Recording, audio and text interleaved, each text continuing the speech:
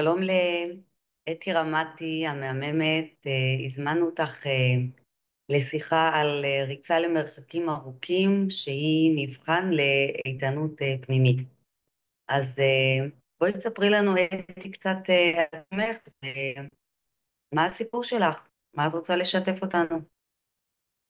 אני רוצה לשתף קודם כל שמי אתי, בת 36, מפרדס חנה כרכור. הסיפור חיים שלי בעצם מתחיל בריצה למרחקים ארוכים. אני דווקא בוחרת להתחיל מהנקודה הזו, שהתאמנתי במשך חצי שנה למרתון בדרום ספרד, בוולנסיה, וזכיתי להרגיש מה זה באמת ריצה למרחקים ארוכים. זאת אומרת שגם האימונים עצמם היו מאוד מאוד מפרכים. היו משברים, היו קשיים, היה רגעים של אושר, של בכי ושחרור. ואז הגיע הרגע שנסעתי למרתון ולנסיה. נורא נורא התרגשנו, התכוננו לתחרות הזו חצי שנה, והתחלנו את התחרות בעצם. רצו איזה 60 אלף אנשים במשותף, ומדינה ששבתה לגמרי והפכה את האירוע הזה לחג מטורף.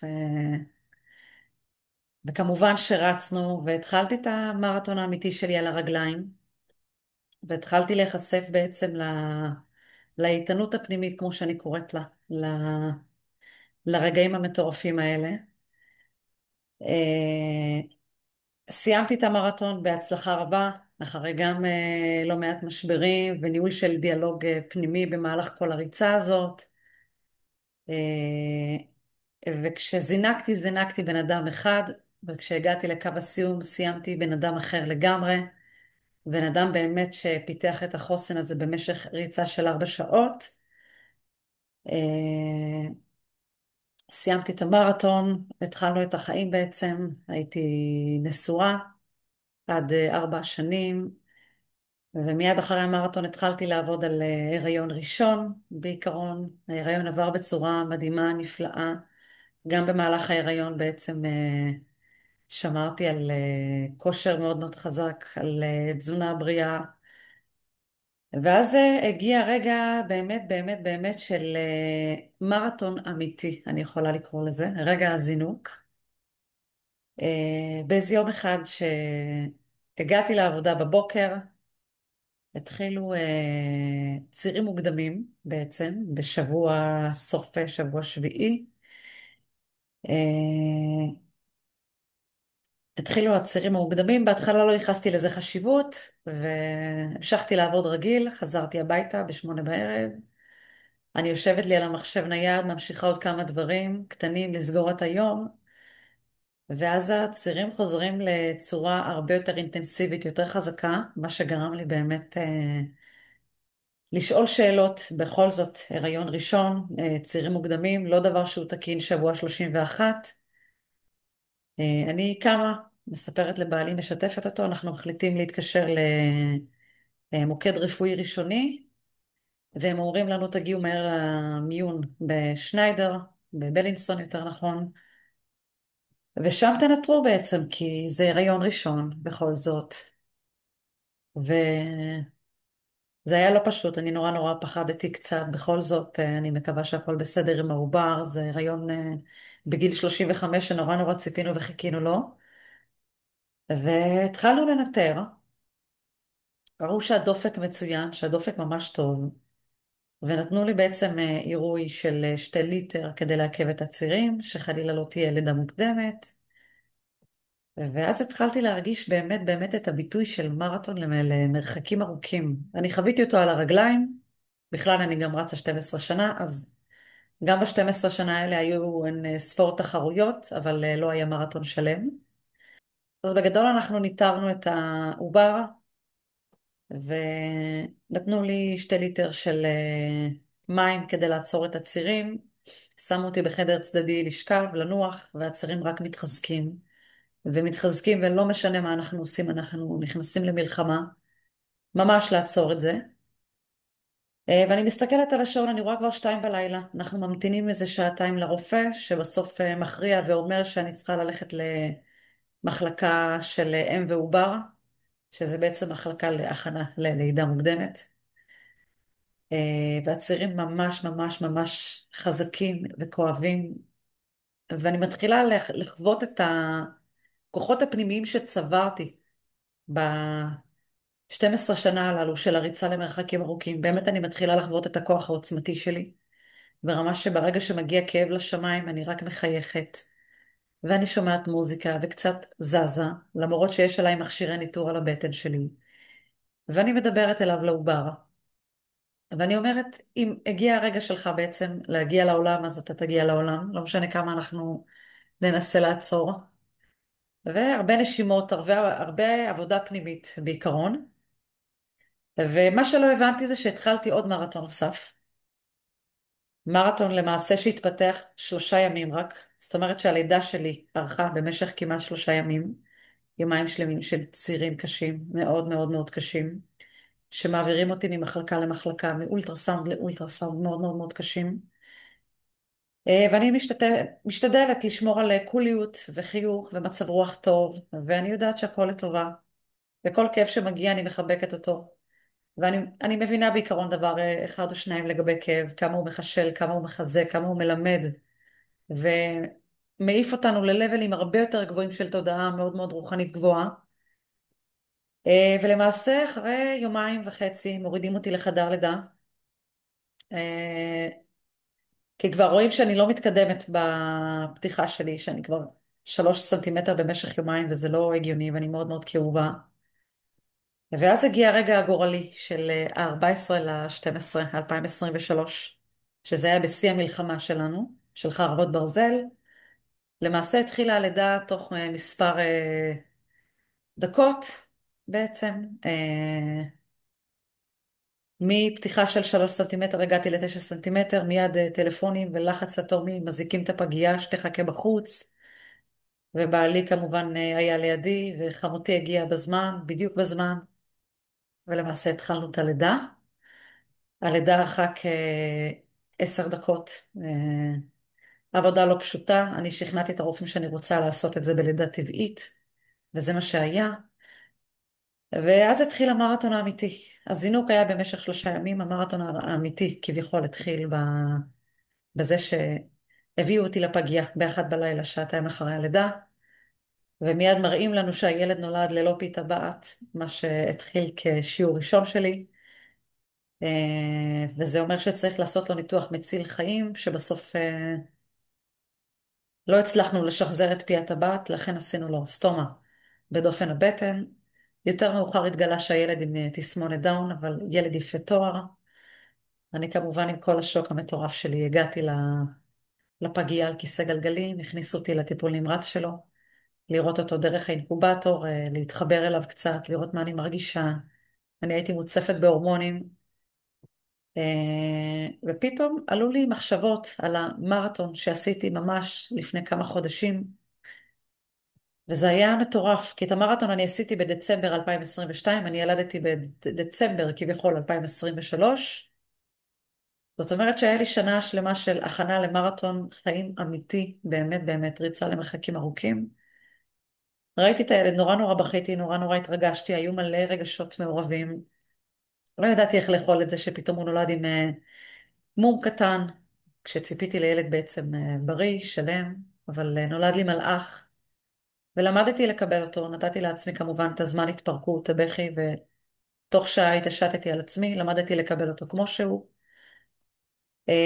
חודשיים הילד היה בפגייה, התפתח בצורה נפלאה,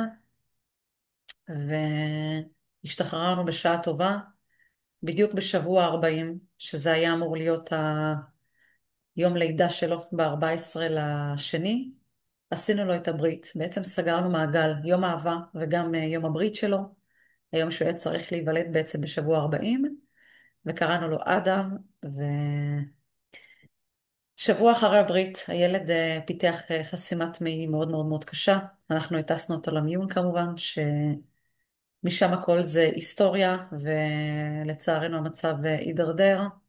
בהתחלה הכל היה בסדר.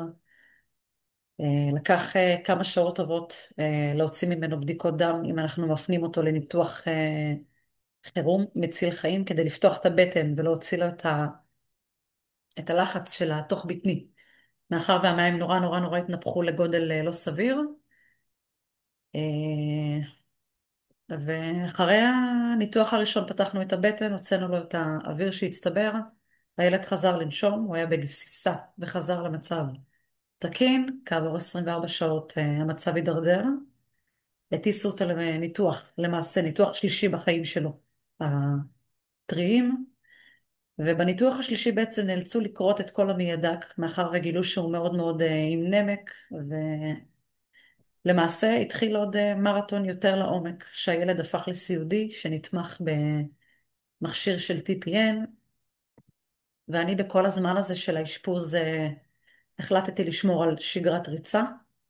נרשמתי לקבוצה חדשה בתל אביב של אנשים בקצב שמתאים לי, בכל זאת חזרתי אחרי לידה וצריך להניע את הגוף חזרה. מיד ידעתי שהספורט והמוזיקה הם הדברים ששומרים על השפיות שלי, וזו האנרגיה הכי נפלאה וטובה שאני יכולה להביא למקום הכי אפל בשניידר, שזה טיפול נמרץ, ששם אתה רואה ילדים שכבר נמצאים על ערש דווי, סכנה תמידית של חיים. גם הילד שלי היה בסכנת חיים, כי אחרי הניתוח הקשה של הכריתה של המעי הדק, אמרו לי שיכול להיות שהוא לא ישרוד יותר משבוע-שבועיים, ואני כמובן עשיתי הכל, אבל הכל, כדי שהוא יחיה. האמנתי בו. הילד היה חייכן, נורא נורא אהב את החיים. ואני כמובן נרשמתי לקבוצה והתחלתי לרוץ, השתתפתי בתחרויות, הלכתי למכון הכושר, הלכתי לבלות עם בעלי, בתי קפה, חברים, ברים. ועשיתי כל מה שאני אוהבת בחיוך גדול, כאילו לא שמו לב על המסע הזה שאנחנו עוברים. עד שלא היינו משתפים אנשים, אנשים היו בהלם טוטאלי. וכשהבאתי את השמחה הגדולה הזו, הטיפול נמרץ, עודדתי את ההורים האחרים לרדת לבית קפה הסמוך, לצאת לקניון עם חברים, לחייך, להביא את האנרגיה הנפלאה הזו לילד, כי הילד בעצם הוא ניזון מהאנרגיה הזאת. זאת אומרת שהאנרגיה הזאת היא החיים שלהם, היא יכולה להציל מדברים שהם נורא נורא נורא סופניים. זאת אומרת שאתה רואה את הבן אדם בצורה נורא נורא סופנית, עדיין יש מקום לאמונה שהילד יכול לצאת מהדבר הזה, ויכול לקרות נס פלאי שהוא לא, הוא על אנושי, על אנושי. כי אני באמת האמנתי בילד שלי. גם כשחזרתי מהספורט וראיתי את הילד שלי בטיפול נמרץ, כולו מכוסה, מכשירים וצינורות והחייאה, אה, חיבקתי אותו עם כל הצינורות, על כל משהו, ואמרתי לו שאני מקבלת אותו. קוראים לו אדם כמובן, כמו שהזכרתי. ואמרתי לו, אדם, אני מקבלת אותך, אתה מהמם, אתה יפה, אני מאמינה בך, אתה לוחם גדול. אה, והמשכתי בחיים שלי, המשכתי בחיים שלי. מוזיקה, אנחנו עושים משמרות, הולכים הביתה, משחררים, מאמינים בו, מרחוק, מקרוב. והילד לאט לאט התחיל להתאושש. כעבור חודשיים שהוא היה בטיפול נמרץ, העלינו אותו למחלקה כירורגית, להתאוששות יותר טובה. זאת אומרת שכבר התחלנו ללמוד איך לחבר אותו למכשיר של ה-TPN. TPN בעצם, למי שיודע, זה וריד שנכנס לדופן של הבטן, ובעצם מזין את הבן אדם. זאת אומרת שאם יש מעי מאוד מאוד קצר לאחר כריתה, אין מקום לאוכל להתעכל, ולכן צריך לחבר שקית שתסלק את המיצי קיבה, ולהכניס חומר של TPN, של ליפידים ושומנים, שהם בעצם התזונה של הילד, וזה מה שמחזיק אותו ומחיה אותו ומפתח אותו. והילד התחיל לגדול בצורה מאוד מאוד יפה, וכעבור 5 חודשים כבר הוצאנו אותו מטיפול נמרץ ומכירורגית ביחד, וחזרנו הביתה כמובן עם מכשיר של TPN. הבית היה כמובן מיותר לציין, כן? הוא היה חצי בית חולים, ציוד סטרילי, וחצי בית עשינו לו ממש של התפתחות מיוחדת, משחקים, מוזיקה. לקחנו את הילד לבילויים יחד עם המכשיר, לקחנו אותו לווילות שסגרנו עם חברים, למסיבות ימי הולדת, משפחה, חגים. ניהלנו חיים רגילים לחלוטין, יצאנו לקניון עם המכשיר, בלי המכשיר, מצאנו כל מיני שיטות יצירתיות שאפשר לחיות את החיים בצורה הכי מאושרת שיש, עם כל הכלים הנלווים, עם כל השיעורים והאתגרים הנלווים בעצם. ולמדתי על עצמי, על אימהות לצרכים מיוחדים, להורות מיוחדת. למדתי כמה כוח צברתי הן במרתון שעשיתי בדרום ספרד, הן בריצה של מרחקים ארוכים של 12 שנה, הן בנערות, בילדות, שעברתי כל מיני דברים, כל מיני אירועים, גם בגיל של הבחורות. אני חושבת שכל החיים בכלל למדתי שיעורים הן מאנשים, בקריאת ספרים, לבד עם עצמי, כל מיני דברים שפגשתי בחיים עצמם. לימדו אותי כבר בגיל צעיר. ופתאום הכל התבטא, באמת הכל התבטא בצורה מאוד מאוד יפה. ידעתי לקבל את כל האתגר הגדול הזה כמתנה, והילד שלי הקטן כמובן שימש אה, השראה גדולה עבורי. מה זה באמת להיות בגיהנום למטה, ועדיין לאהוב את החיים כמו שהם, ולהילחם עליהם. וכמובן, היינו הרבה בבית חולים והרבה בבית. הייתי אומרת 80% בית חולים, 20% לצערי בית, כי הילד חזר עשרות פעמים לבית חולים, מסיבות והידרדרויות והתפתחויות מאוד מפתיעות. ולצערנו האירוע נגמר בצורה מאוד מאוד טרגית. הילד נפטר ב-21 ל-12, בדצמבר האחרון.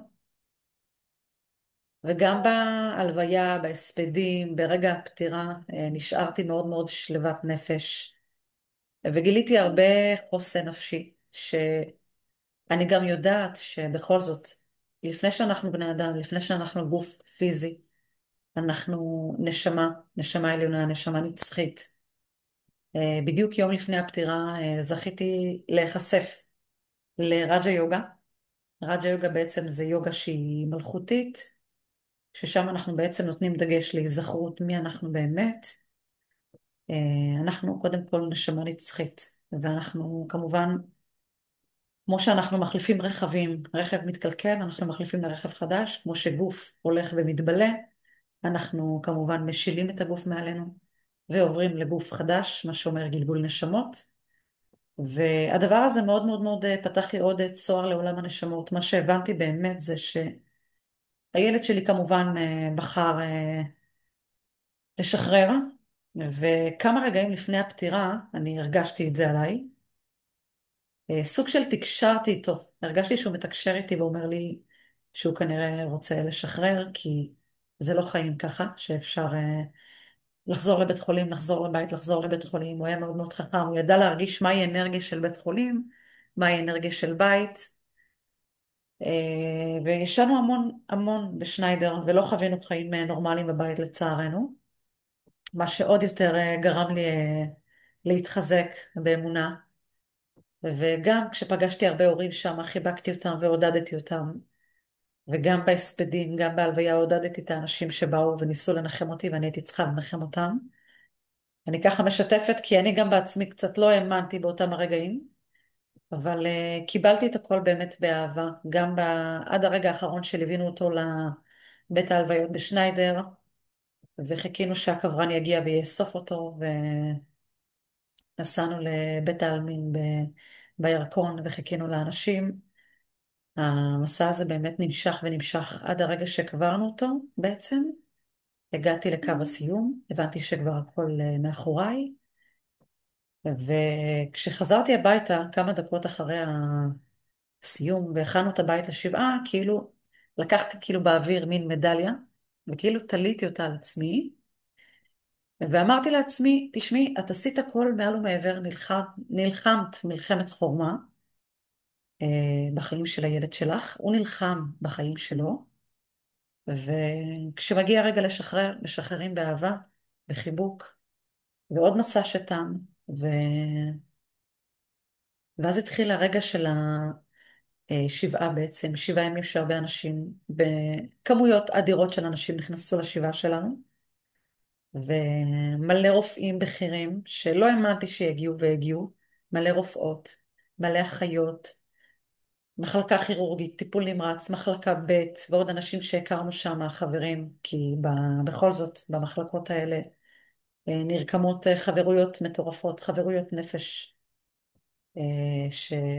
עוצמתיות, שרק אנחנו באמת חווינו כשהיינו למטה בגיהנום, וראינו את הילדים היקרים לנו מכל בעצם, או שהם דועכים לנו מול העיניים, או שהם ממש בקרב על החיים, או שהם באמת ניצלים, או שלצערנו הרב כל אחד הולך לדרכו שלו בסופו של דבר. כמו שאמרתי, אנחנו נשמה נצחית, והיום אני מרגישה את הילד שלי, אני חיה אותו, אני נתקלת המון בשם הזה שנקרא אדם, באנשים שונים שנקראים אדם, ואני מבינה בעצם שהילד שלי מלווה אותי. אה, זה לא דבר פשוט, אבל אני יודעת שממקום של כאב אני צולחת בעצם את האתגר הזה, ואני ממנפת את הכאב יותר לצמיחה. היום אני מאוד מאוד מאוד רוצה, ואני כבר ממש מתחילה ללוות נשים שעברו אובדן, שבר, גירושין מפתיעים ושינויים קיצוניים, לידה מחדש, ואני הולכת להקים קהילה מאוד מאוד גדולה של נשים. אה, וזהו, אני בעיקרון התגרשתי לפני חודש. בפברואר דיברנו על זה, אני והבחור שהיינו נשואים לו, שהייתי נשואה לו, והחלטנו שאנחנו פונים כל אחד לדרכו, כי אנחנו רוצים לפרוח, לצמוח מהכאב הזה. והמשבר הגדול הזה בעצם הביא איתו את השיעורים שלו, וכאילו הילד שלי בא לומר לי שהחיים הם קצרים, ולא באנו לכאן לבזבז את הזמן, ובאנו לכאן באמת להגשים ייעוד מאוד מאוד מאוד חשוב, הרי לכל אדם יש תפקיד משלו. אה, מיד אני הבנתי שאני הולכת לחבק הרבה נשים, זוגות שעברו טראומות, משברים, הורות מאתגרת, מיוחדת, לילדים עם צרכים מיוחדים, הורים שהתמודדו עם אובדן מאוד מאוד מאוד קשה. אה, אז זהו, היום החלטתי שאני עוברת עד לפני חודש לפרדס חנה, ככה הלב שלי אמר לי. הלכתי כמובן לדייק את הייעוד שלי עם מישהי מאוד מאוד מאוד גדולה בשם מלודי דקל. ישבתי, סיפרתי לה את הסיפור בקצרה, והיא עצרה אותי באמצע הסיפור, ומיד דייקנו את החזון שלנו, הבנתי שזה מה שאני הולכת לעשות, ללוות נשים יקרות, זוגות, וכל מיני אנשים שעברו בעצם טראומות ומשברים, וקשה להם לצלוח אותם, כי את יודעת, בכל זאת, לכולנו יש את הכוח, ולא כולנו יודעים שהכוח הזה קיים בנו, ובעצם אני פה נכנסת לתמונה, מאירה להם את האור שנמצא בהם, את הכוח שנמצא בהם, שאפשר אחרת, ואפשר להיות איתנים בשורש, גם כשיש סערה מאוד מאוד מאוד גדולה בחוץ, אנחנו יכולים להישאר בסנטר שלנו, אנשים מאוד מאוד מאוד שלווים. והיום אני גרה בפרדס חנה, בעצם, והרבה עם עצמי, הרבה כתיבה אינטואיטיבית, הרבה הסתובבויות בטבע, וגיליתי פה הרבה שבילים של ריצות למרחקים, בשטח, בטבע, וכמובן הרבה כאב צף שמה, ואני מחבקת אותו, ואם צריך לפרוק ולבכות אני בוכה, אבל אני לא עוצרת. אני ממשיכה לרוץ למרחקים בכל תחומי החיים, לא רק בעצם בריצה עצמה. אתי, תני לי רגע לשאול אותך, איך את יכולה למקד, מה עשתה לך הריצה למרחקים ארוכים, בעצם כדי להתגבר על כל האתגרים הרבים שעברת ואת עדיין עוברת, איך את יכולה אולי בכמה נקודות להגיד מה היא באמת עשתה לך, הריצה, תשווי אותה בעצם לחיים, את הריצה למרחקים ארוכים? הריצה עשתה לי פלאים קודם כל, היא גילתה לי שיש לי כוח עצום, שגם שמאוד מאוד מאוד קשה לי, אני יודעת שאני נוכחת ואני כאן ואני לא עוצרת לרגע, אני ממשיכה, כי אני יודעת שגם בכל צעד וצעד שאני עושה, אני יותר מתקרבת לאני העליון שלי בעצם, אני מתקרבת יותר לגרסה שאני שואפת להגיע אליה בעצם. היא גילתה לי שיש לי חוסן מאוד מאוד מאוד גדול, ושיש לי את היכולות לצלוח אתגרים מאוד מאוד גדולים בחיים. אני מאמינה שגם יגיעו אתגרים מאוד מאוד גדולים, לא פחות ממה שאני עברתי בשנה האחרונה, שזה היה באמת אגרוף חזק בבטן. היא גילתה לי כמה שאני חזקה, כמה שאני לא מוותרת, כמה שאני יודעת מה אני רוצה. אה, וזהו. מה בעצם הופך את הריצה למבחן בעצם של חוזק פנימי ולא רק כושר גופני? מה בעצם יש בריצה שאין במשהו אחר? למה את יכולה למשל להגיד לנשים לפנות לריצה או לריצה למרחקים ארוכים כדי באמת לקבל חוסן מעבר לחוסן הכושר הגופני? מה יש בריצה בעצם? הריצה היא משהו שהוא מאוד מאוד מנטלי. הגוף שלנו יכול, אבל הראש תמיד משכנע אותנו למה לא כדאי לעשות את זה בעצם. למה אני צריכה לקום בשעות מוקדמות של היום? למה בעצם אני צריכה לעשות את זה לעצמי? זאת אומרת שברגע שמשהו חוזר על עצמו פעם אחרי פעם, הרגליים מתגלגלות, הגוף יכול, אבל משהו שהוא בעצם חוזר על עצמו פעם אחרי פעם, יכול לייאש אותנו מאוד מבחינה מנטלית. ברגע שאני יודעת שאני חייבת להמשיך, ברגע שאני יודעת שהדבר הזה מחזק אותי, אני ממשיכה. אני פשוט ממשיכה. כי הגוף יכול לעשות את זה, הוא יכול לרוץ למרחקים אדירים, ויש אפילו אנשים שמרחיקים עד 200-300 קילומטר, והראש בעצם משכנע אותי למה לא, אבל אני יודעת למה כן, כי אני יודעת כמה הריצה עוזרת לי. אני יודעת כמה הריצה מרימה לי את האנרגיה. אני יודעת כמה הריצה מחזקת אותי, ובזכותה אני יכולה לצלוח כל דבר. בעצם הריצה היא גם מנטלית, היא לא רק פיזית. וזו הסיבה שבחרתי בזה. אז היית מעודדת נשים שיש להן קשיים בחיים ואתגרים, כמו שאת עברת, היית מעודדת אותם לפנות לתחום הריצה? חד חושבת שיש משמעית. בזה... חד משמעית הייתי מעודדת אותם, כי לי עשתה פלאים. טוב, אני התחלתי לפני 12 שנה, כמובן. לגמרי ילדה צעירה בגיל 25. אני לא הייתי אומרת שברירית, אבל ילדה שנמצאת במקום אחר לגמרי, שלא חוותה עדיין כמעט שום דבר בחיים שלה, שום משבר, שום שיעור. אני בטוחה שאם הייתי עוברת את מה שאני עברתי היום, הייתי מגיבה בצורה אחרת לגמרי, ופחות, הרבה יותר פחות טובה ממה שאני הגבתי לזה לאחרונה. אני לא אגיד שלא היה לי קשה בהתחלה, היה לי מאוד מאוד קשה מנטלית, פיזית, כמו שאמרתי, הרגליים מתגלגלות. הייתי רצה מהרגליים, היום אני רצה מהלב, אני רצה מהראש. בשבילי כל ריצה, כל אימון זה חגיגה, זה מוזיקה, זה נופים מטורפים, זה אושר שאי אפשר לתאר, זה אדרנלין גדול מאוד. זה לחזור הביתה עם אנרגיות מטורפות, שאין לי מושג איפה אני פורקת אותן, וכמובן זה רק לפרוק אותן בתנועה, זה עושה פלאים בכל דבר בחיים. אה, זהו בגדול, הריצה כמו שאמרתי היא מאוד מאוד מנטלית. לפני שהיא פיזית, היא עבורי מדיטציה. ואני פוגשת שם הרבה הרבה הרבה צדדים שלי, טובים ופחות טובים, ויש ימים יותר טובים ויש ימים פחות טובים. גם כשפחות טוב לי, גם כשאני קמה על רגל שמאל ביום מסוים, אני יודעת שהריצה באותו רגע תשפר אותי ותעביר אותי לצד הטוב שלי. אין לי ספק. גם כשבהתחלה יהיה לי מאוד קשה, אני מיד עולה על בגדים, אני עולה על נעליים, שמה מוזיקה, ואני אומרת מה שיהיה יהיה.